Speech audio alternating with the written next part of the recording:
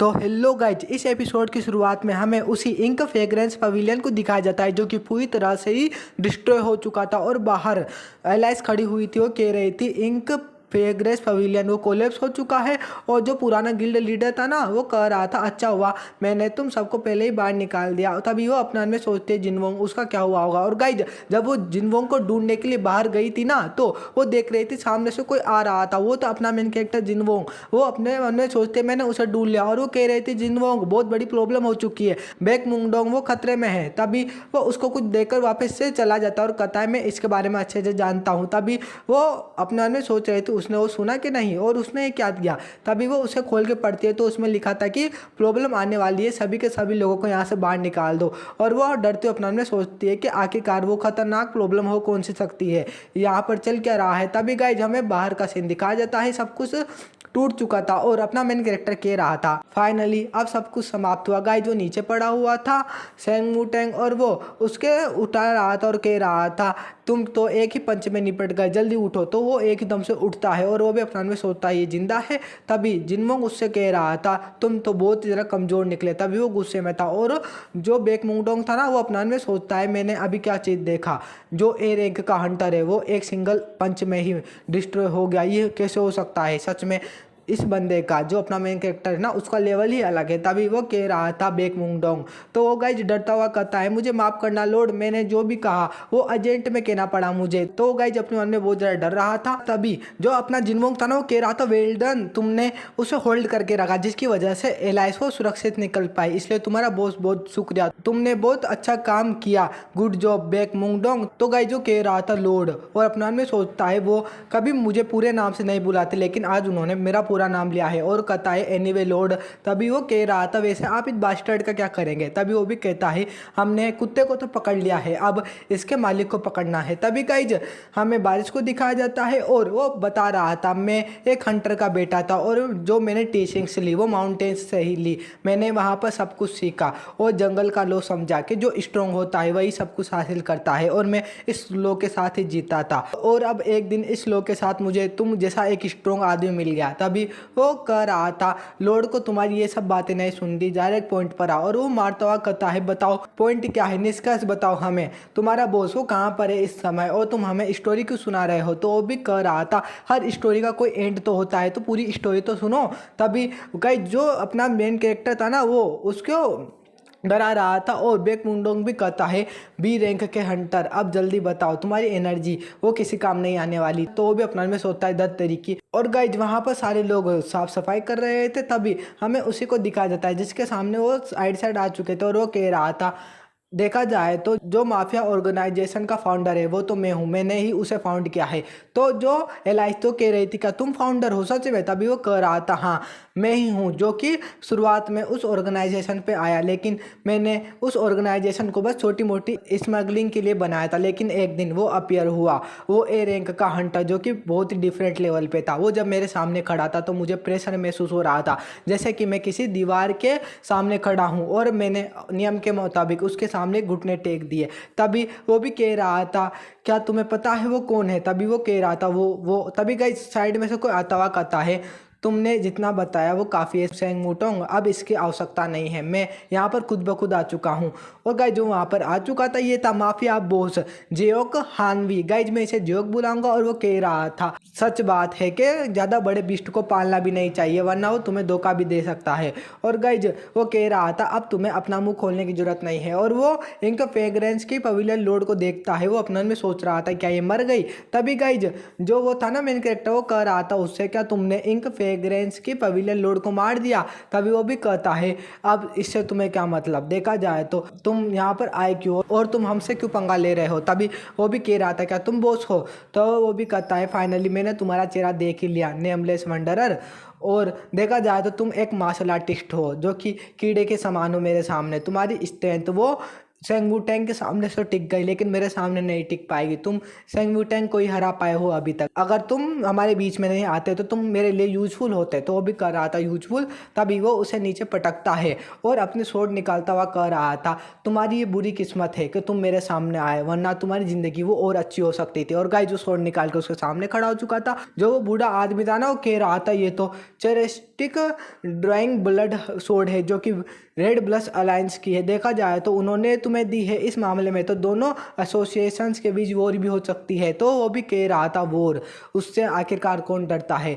जो हमारा एनिमी बनेगा हम उसे मार देंगे, और जो हमारा साथ देगा हम उसके लिए खड़े रहेंगे। तभी बेक मुंडोंग भी अपना में सोचता है, इसके पास से ये कैसा धुआं निकल रहा है, रुको ये तो हीट है, इसका मतलब इसका एट्रीब्यूट। तभी जेओ कह रहा था, मेरे पास आओ नेमलेस वंडरर। गाइज ये था हे रैंक का हंटर, इसका एट्रीब्यूट था ना वो था हेल फायर। ये हेल फायर स्वॉर्डमैन था जेओक। और जो जिनमुंग था ना वो कह रहा था, तो फिर अब तुम जैसे बास्टर्ड की बात भी सुनी जाए, तो अब तुम मुझे एलिमिनेट करने वाले हो ना। तो वो भी उसके ऊपर अटैक करता हुआ कहता है, तो हाँ तुमने सही सुना। तभी वो उसके ऊपर अटैक करता हुआ कहता है, तो फिर अब तुम्हारी मैं एग्जिस्टेंस ही मिटा दूंगा। और गाइज वो हैमर फिस्ट का यूज कर रहा था, तभी वो भी अपनी स्वॉर्ड से उसके ऊपर अटैक करता है, हेल ब्लेड से, हेल फायर ब्लेड से। तभी वहाँ पर आग को दिखाया जाता है, और जो बेक मुंगडोंग था ना और वो बूढ़ा आदमी था, उन तक भी वो प्रेशर आ रहा था फायर का। तभी गाइज वो दोनों आपस में जब फाइट करते हैं ना, तो वहाँ पर धमाके हो रहे थे। और वो भी कह रहा था, एक मार्शल आर्टिस्ट जो कि शायद ए रैंक तक पहुंच चुका है, सच में अमेजिंग। लेकिन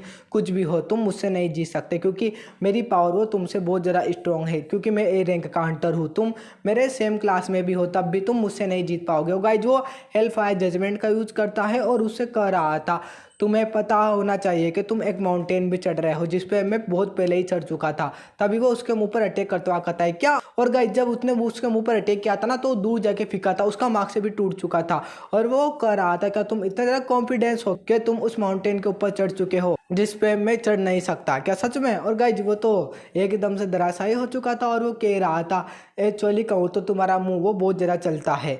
देखा जाए तो अब तुम एक ही बार में नीचे गिर चुके हो। तो वो भी गुस्से में था, वो कह रहा था, तुम धूर्त कमीने, तुम जैसा मार्शल आर्टिस्ट मैं तुम्हें ज़रूर सबक सिखाऊंगा, तुम मेरे सामने मौत की भीख मांगोगे। तभी वो भी कह रहा था, उसे फिंगर दिखाता हुआ, मेरे जैसा मार्शल आर्टिस्ट। सच में क्या तुमने मेरे जैसा कोई मार्शल आर्टिस्ट नहीं देखा क्या? अगर देखा भी हो तो वो मेरे सेम लेवल पे कभी नहीं होने वाले। तभी गाइजू वापस खड़ा हो चुका था, और जो बेक मुंगडोंग था ना, वो अपना में सोचता है ये बिल्कुल भी नॉर्मल नहीं हो सकता। उसका एट्रीब्यूट वो फ्लेम एट्रीब्यूट है, और वो एक स्वॉर्डमैन भी है, एक कैपेबल स्वॉर्डमैन। तब भी वो ए रैंक का हंटर है और जिंगमोंग के सामने नहीं टिक पाया, कैसे? तभी गाइज जो वो था ना, जियो को कह रहा था, मुरीम के एक कीड़े, तुम एक कीड़े ही हो, मैं भी देखता हूँ तुम कब तक टिकोगे। गाइज वो हेल फायर ब्लेड का यूज करता है और उसके ऊपर अटैक करता है, तो अपना मेन कैरेक्टर नीचे झुक जाता है और वो साइड में निकल चुका था। वो कह रहा था, अब बहुत हो गया बात करना, तुम में कोई भी स्पेशल बात नहीं है। और गाइज वो उसके ऊपर अटैक करता है, तो वो भी अपनी सोर्स से रोकता और कहता है, तुम कितने ज़्यादा एरोगेंट हो।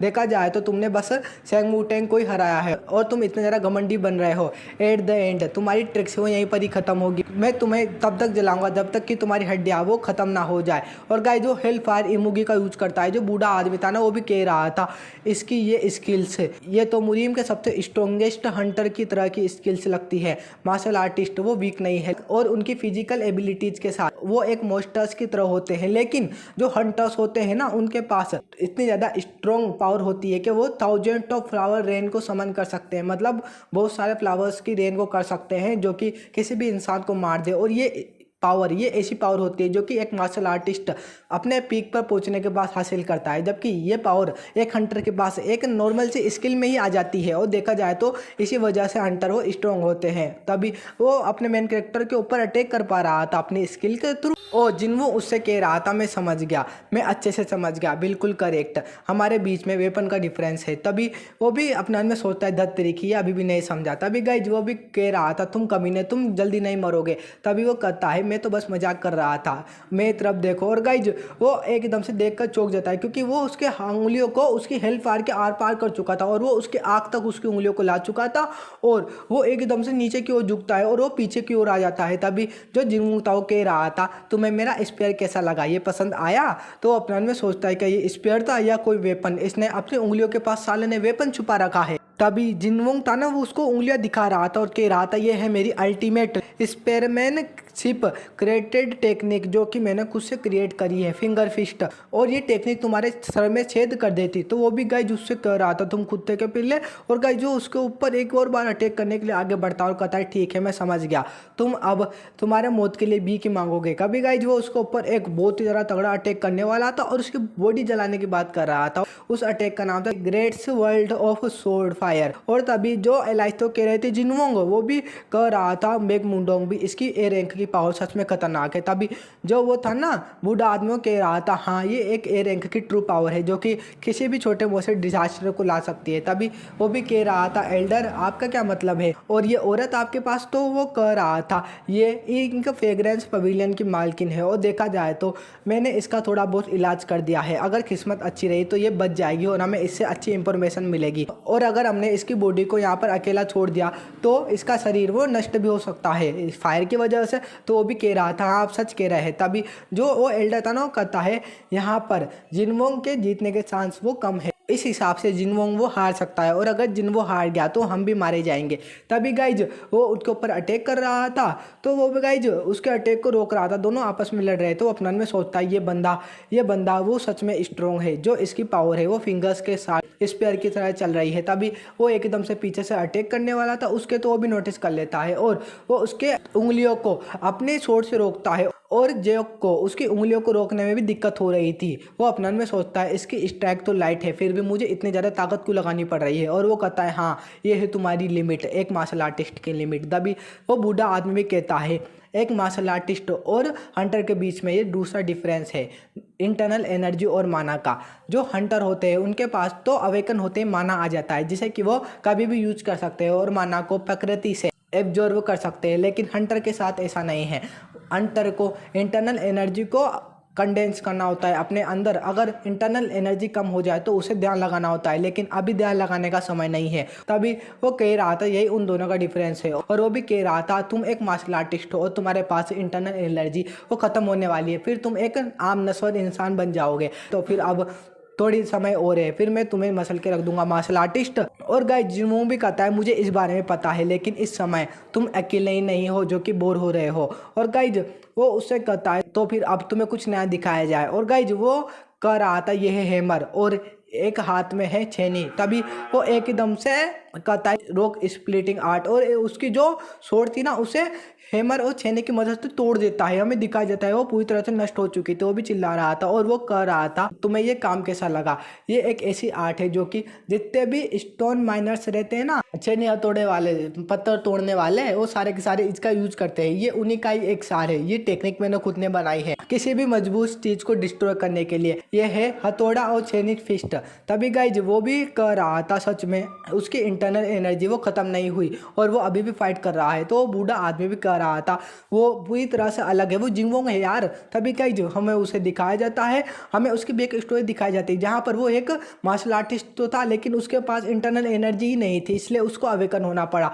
और वो कह रहा था तुम्हारी हिम्मत कैसे हुई, तुम्हारी हिम्मत कैसे हुई, तुम कीड़े, तुम्हारी हिम्मत कैसे हुई एक तुच्छ मार्शल आर्टिस्ट की मेरे सामने खड़े होने की। तभी वो भी उसे देखता है, अपने मन में सोचता है ये ऊर्जा तो अजीब लग रही है। तभी वो एकदम से माना स्टोन निकाल लेता है और उस माना स्टोन का यूज करने लगता है। जो जिनवोंग था ना वो आते हुए कह रहा था मैं ऐसा नहीं होने दूंगा। तभी वो उसको जब अटैक करता है ना तो वो एकदम से गायब हो जाता है, फायर में बदल जाती है उसकी बॉडी। और वो कह रहा था लेट हो चुका है। गाइस जो हेल फायर फॉक्स प्ले का यूज कर रहा था उसके 3 क्लोन्स आ चुके थे आइड साइड जो कि हेल फायर से बने हुए थे। वो अपने में सोचता ये है क्या। तभी वो कह रहा था तुम्हें अब तुम्हारी जगह का पता चलने वाला है। तभी जिनवोंग उसके ऊपर अटैक करता है ना तो वो दोबारा से गायब हो जाता है और वो गायब होता हुआ भी कह रहा था तुम्हें क्या लगता है क्या तुम एक असली वाले को ढूंढ पाओगे मेरे असली अवतार को। तभी वो कह रहा था इस हिसाब से तो तुम भी मेरे ऊपर अटैक नहीं कर पाओगे, हम दोनों बस हवा में ही हाथ पैर मारते रहेंगे तो तुम्हें खुद ब खुद थकावट होगी। तभी वो भी कह रहा था कितने ज़्यादा एरोगेंस हो इस मामले में, लेकिन तुम्हें लगता है कि मैं तुम्हें छोड़ दूंगा। मैंने तुम जैसे बहुत सारे कमीनों को मारा है, इसी तरह से